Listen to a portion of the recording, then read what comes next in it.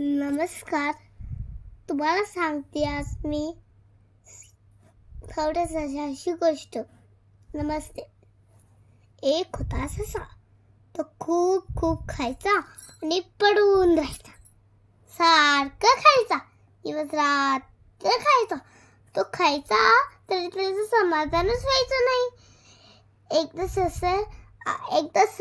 सगळे ससे गेले वाटाण्याच्या शेतात. सगळ्यांनी लवकर खाणं आटपलं, पण आपल्या ससाचं खाणं काही संपेना. शेवटी त्या दुसरा ससा म्हणाला, लवकर आटपता, बघ ना टेकडीवरून शेताचा मालक दिसतोय.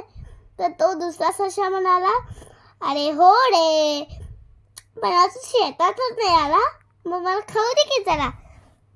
तशी त्याला दुसरा ससा लवकर आटपता, तर बघ टेकडीवर शेताचा मालक दिसतोय. अरे हो रे, पण अजून शेतातच नाही. अरे थांब की जरा, आणखी थोडं खातो, मोठी ढेकर देतो, मग आपण निघू.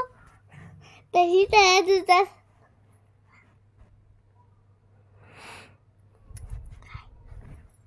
शेताचा मालक आला. बघता बघता शेताचा मालक शेतात आला.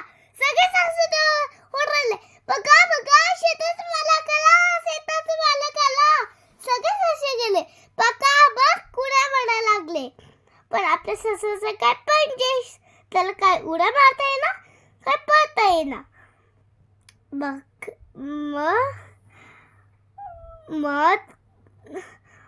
त्यांनी पण उडी मारली. मग ते सगळ्या सासाने बघा बघ कुठे पडला.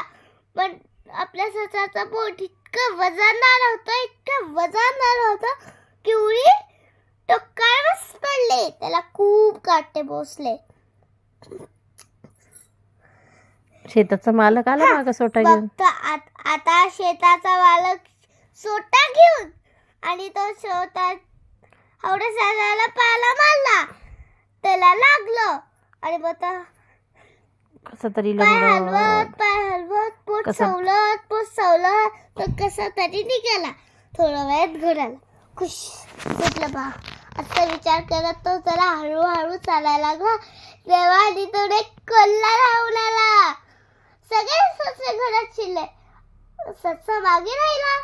सगळ्या ससांनी त्याला आत ओढायला घेतली. बाहेर कोल्हा त्यांची शेपटी घेऊन त्याला बाहेर ओढायला लागला. खूप ओढाओढी सुरू झाली. अवढ्या ससाला ओढायला लागला, रडायला लागला, पण कोल्हा काही शेपूट सोडेना. शेवटी ससाची शेपूटच सुटली. कोल्हा थाडकन मागे पडला. सगळ्या सशांनी त्याला त्या ससाला कसं तरी आतमध्ये विचार राहुला सगळा प्राणावर भेटलं होतं, पण शेपटीहून वावलं. नमस्ते.